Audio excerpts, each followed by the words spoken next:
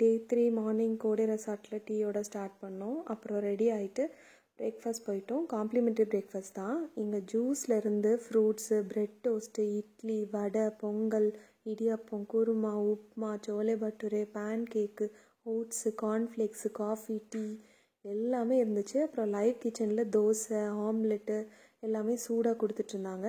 எல்லாம் சாப்பிட்டுட்டு அப்படியே செக் அவுட் பண்ணிவிட்டு அங்கே ஷாப் இருந்துச்சு, ஷாப்புக்கு போயிட்டோம்.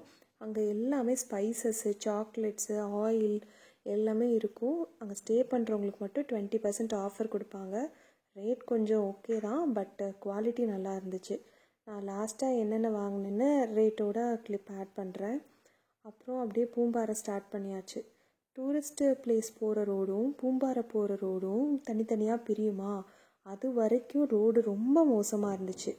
நீங்கள் போகிறப்ப கிளியர் பண்ணியிருக்கலாம், பட் இப்போதைக்கு இதுதான் அப்டேட்டு. ஸோ சேஃபாக போயிட்டு வாங்க.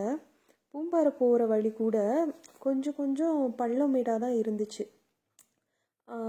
இப்போது பழனிமலை வியூ பாயிண்ட்டை க்ராஸ் பண்ணிட்டோமா, இப்போ பாருங்களேன் ரோடு எப்படி இருக்குன்னு பாருங்களேன். நான் ஒரு சின்ன கிளிப் உங்களுக்கு எடுத்து வச்சுருக்கேன். இந்த மாதிரி தான் இருக்குது, ரொம்ப சேஃபாக போகிற மாதிரி இருக்குது. அப்புறம் குழந்தை வேலப்பர் கோயில்கிட்ட போயிட்டு அது ஆப்போசிட்டில் பாருங்கள் பூண்டெல்லாம் விற்றுட்டு இருந்தாங்க. அப்புறம் நாங்கள் அந்த கீழே போனோன்னா ஃபுல்லாக விவசாயம் பண்ணிவிட்டு பூண்டு விவசாயம் போல் இதெல்லாம் கொஞ்சம் கிளிப்ஸ் எடுத்துகிட்டு, இந்த வியூ பாயிண்ட் கொஞ்சம் நல்லா இருந்துச்சு, அதையும் கொஞ்சம் எடுத்துகிட்டு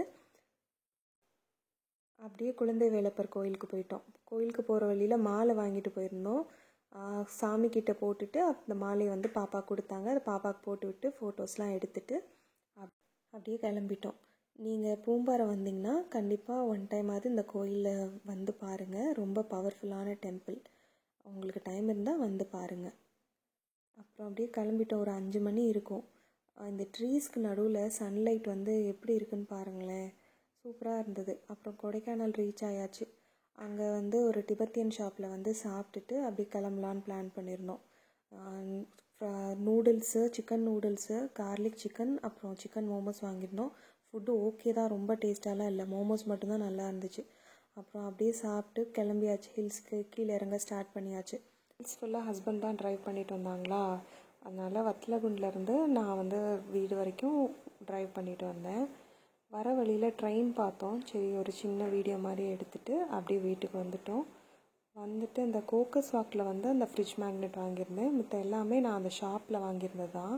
இது குல்கந்து, பாதாம் சாஃப்ரான் ஆயிலு, இது வந்து டார்க் ஸ்பாட்ஸ்லாம் இருந்துச்சுன்னா சரியாகும்னு சொன்னாங்க.